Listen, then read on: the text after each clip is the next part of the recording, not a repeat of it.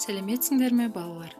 Бүгінгі сабағымыз жер ана жаса тақырыбында болмақ.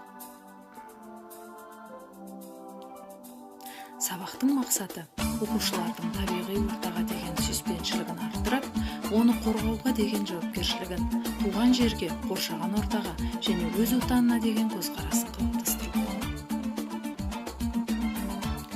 Табиғат тіршілік анасы. Балалар, табиғат адамзаттың жалпы тіршілік атаулының ежелден өмір сүріп келе жатқан ортасы, алтын бесігі. Табиғат тіршілік көзі. Әрбір әсері адам өмірінде үлкен рөл атқарады. Аяулы табиғатсыз осы ғаламда өмір сүру, тіршілік ету мүмкін емес еді. Жыл мезгілдерінің өзгеруі де табиғатты одан әрі әсерлейді. Әр жыл мезгілі әрқилы. 4 жыл мезгілі бізге 4 түрлі ғажайып күйін сыйлайды. Аспаннан күннің көзі түскенде жердің жүзі қуана қыбырлайды. Көлдер қойнын ашса қаңқылдаған оған құстар қонар. Табиғат жайлы өнегелі сөздер, мақалдар мен өлең жырлар да аз емес. Оның керемет әсемдігін жырлаған, суреттеп жазған ақындар баршылық. Табиғат көркемдігін өз өлең шумақтарында жырлаған ақындардың қатарында Абай Құнанбайұлы, Жас көз қыз, Сұлтанмахмұт Торайғыровтың Шілде, Қасым Аманжоловтың Дауыл, Ыбырай Алтынсариннің Өзен сияқты ақындарды атауға болады.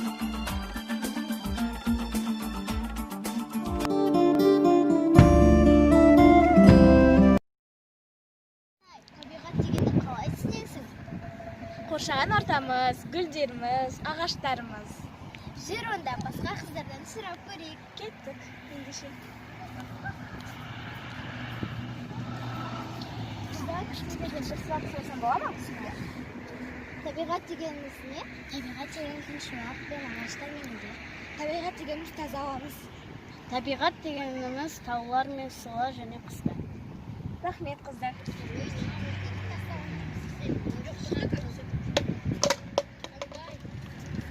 Ей балалар!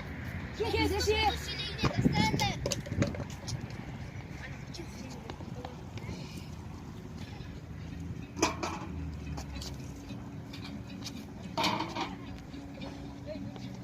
Балалар, қоқысты қоқыс шелегіне тастауды ұмытпаңдар. Табиғатты қоршаңдар, табиғатты қорғаңдар. Дорогие друзья, любите, цените, берегите и защищайте нашу природу. Она дала дары нам, и красоты ее не счесть. И есть для этого даже немалые стихи. К примеру, есть в природе бесконечные тайные мечты, осенними вечной силой красоты. Есть волшебного эфира тени и огни, не от мира, но для мира родились они. Табиғат